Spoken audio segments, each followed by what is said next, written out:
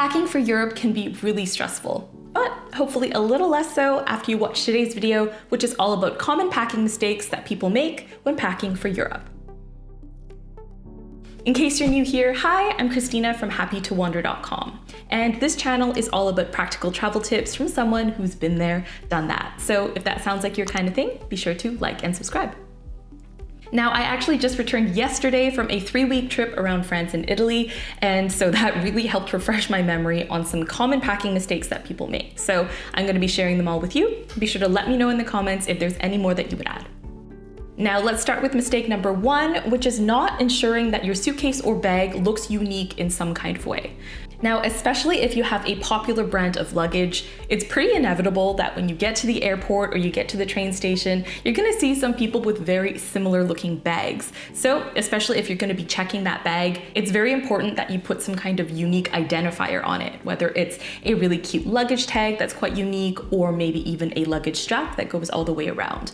And I say this from personal experience because once upon a time, I had a gray suitcase with a pink luggage tag, and I thought that was unique enough. Of course, it wasn't, and one day at baggage claim, someone accidentally took my suitcase thinking it was theirs. Luckily, they noticed it within the hour, so I was able to get it back with minimal headache, but ever since then, I've made sure that every suitcase I have has some kind of unique identifier. So learn from my mistake and make sure there's something on there that identifies the bag as clearly yours. Another mistake to avoid is bringing a bag that you can't carry easily. So if you've been on my channel before, you know I am mainly a carry-on only traveler, but of course, if you have to check a bag, there's no shame in that. The only thing I would say is that if you are checking a bag, you should still make sure that you're able to physically lift the suitcase or backpack that you're bringing. And I say this because inevitably during your trip, there is going to be a point when you're gonna have to pick up your bag, whether that's to get on a train, get off a train, or bus.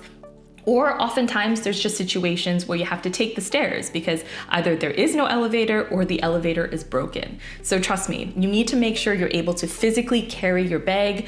Otherwise, you're gonna have to find someone to help you do it, which is obviously not the most convenient. So before you go, make sure you're practicing lifting your bags, making sure you're strong enough to physically carry it around. Now, a lot of people often oversimplify this point by saying you should just take a backpack, don't bring a rolling suitcase because European cobblestones will ruin your suitcase, etc.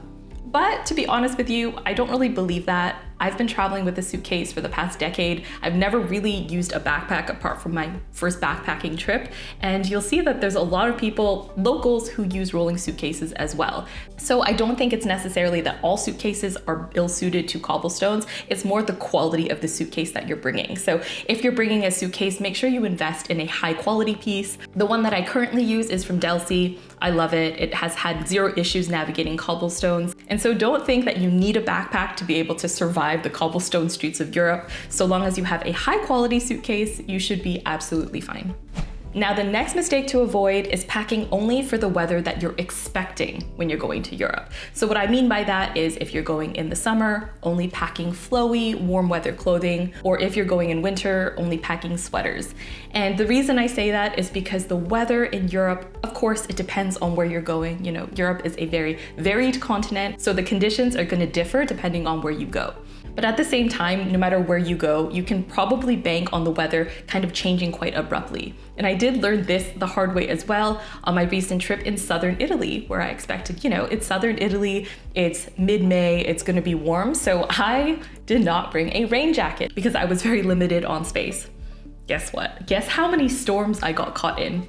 Okay, it was only 2, but still that felt like quite a lot. So don't be like me, don't get caught in a literal thunderstorm without a jacket with a hood. Another mistake to avoid is just packing any adapter. Odds are you're gonna need an adapter to make sure that your chargers for your electronics will be compatible with the outlets in your destination.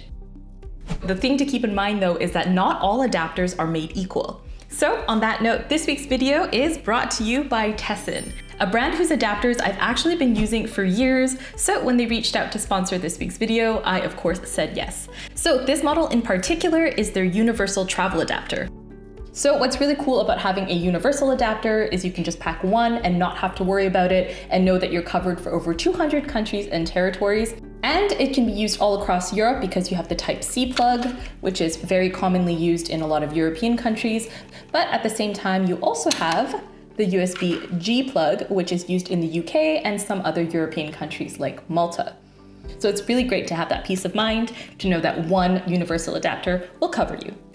Especially because this model has ports for USB-C and USB-A cables, which means that you can be charging something like your laptop while also charging your phone and other devices at the same time. And this can be really handy because in a lot of European accommodations, there's not necessarily going to be a ton of plugs depending on where you're staying. So this is really great for sharing a charger as well if you're traveling with someone, so you don't need to fight over who gets to charge their phone.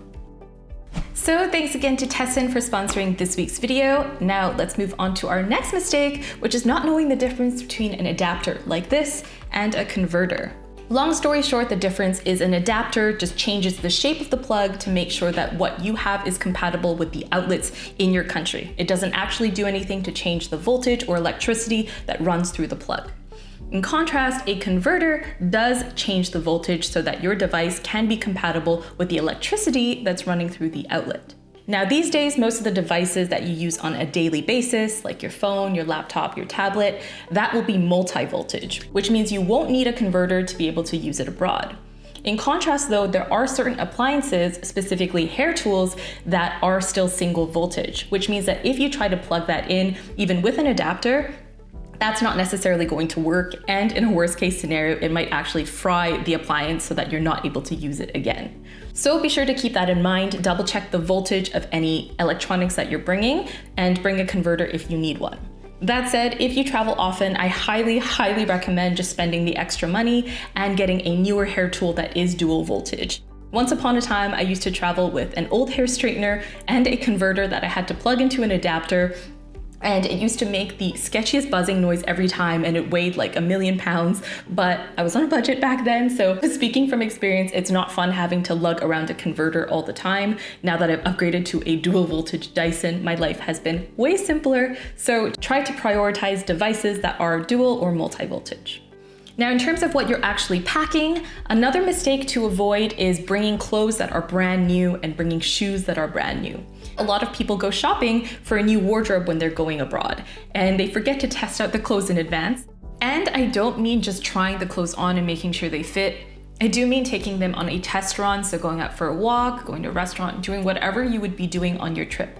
And that's just because the last place you want to find out that the cute new top you bought makes you super sweaty is when you're already abroad and traveling. So make sure that any clothes that you bring, you do test in advance, and you don't just bring new clothes and shove them in your suitcase.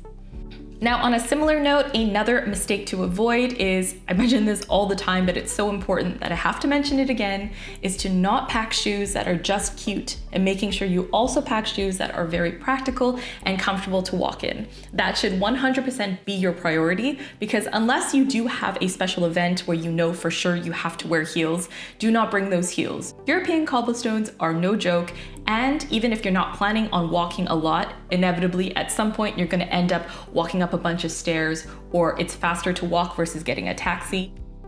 So make sure that the shoes that you do bring are ones that you're very comfortable walking in. I usually pack a pair of white sneakers because they go really well with everything and still are very comfortable to walk in. So I've been living in my Nike Air Force Ones recently. I can highly recommend those as a good walking shoe that goes well with different outfits. Now, another mistake that people often make when packing for Europe is they forget to leave space for souvenirs, or they forget to bring an extra bag.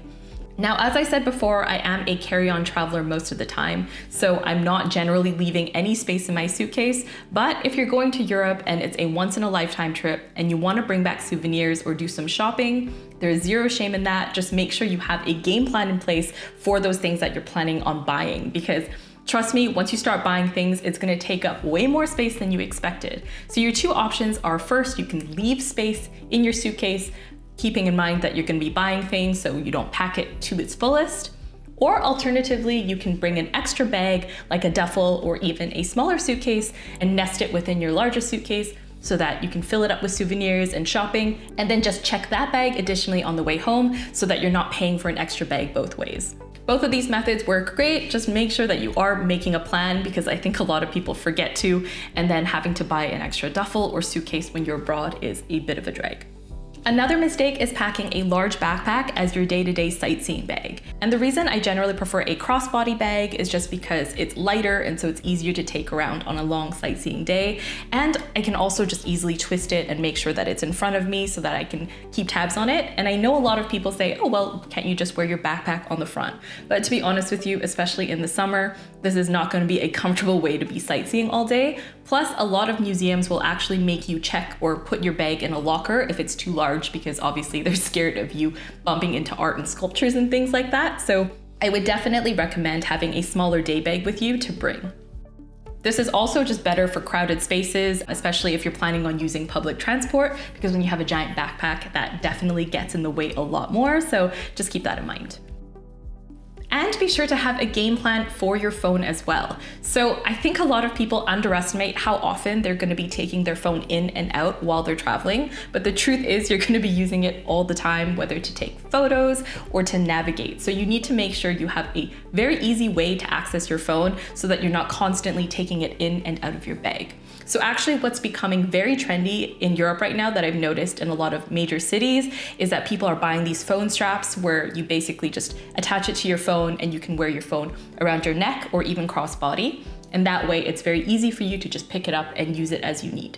And there's also a safety bonus linked to this as well, because unfortunately phone snatchings and just phone theft in general is becoming very, very common in large cities across Europe. So having that strap is just an extra layer of security and definitely something to consider. I personally don't have one of these yet because I haven't found one that I liked, but what I use instead are actually jackets with inner pockets. So this of course isn't gonna work in the thick of summer, but I usually have a jacket with a side pocket so that if I need to take my phone out, I just take it out of my pocket. When I'm done with it, throw it back in. That way it's really easy and accessible. Now this ties in well with our last mistake, which is trying too hard to avoid looking like a tourist. Because to be honest with you, no matter what you wear, trust me, they will know. Because at the end of the day, looking like a tourist isn't just about what you wear, it also has to do with just how you're carrying yourself and also your general enthusiasm for a place. So to be honest, if you're looking around at monuments and you're taking photos, they're gonna know that you're a tourist. So your main motivation shouldn't be avoiding looking like a tourist, it should be to just make sure you're dressing respectfully and according to the norms of your destination. Now that said, I usually do advise dressing up a little bit more, so not going full North American casual when you're in Europe, just because athleisure and overly casual clothing isn't super common for day-to-day things like going to museums or going to restaurants. Most of the time when people are wearing athleisure, it's because they're on their way to the gym or just working out. But like anywhere in the world, the way that you dress and present yourself will impact how people treat you. So if you were to wear athleisure and go into a fancy restaurant, for instance, they would probably treat you a little bit differently than if you were dressed up nicely. And for me personally, I just prefer to be overdressed compared to underdressed in general. I also find that dressier pieces lend themselves to more occasions than just athleisure. But at the end of the day, just wear what makes you happy and comfortable. All right, thank you so much for watching. I hope you enjoyed that quick roundup on mistakes to avoid when packing for Europe. Be sure to let me know in the comments if there's any more you'd add, and I'll see you guys next week. Thanks for watching. Bye!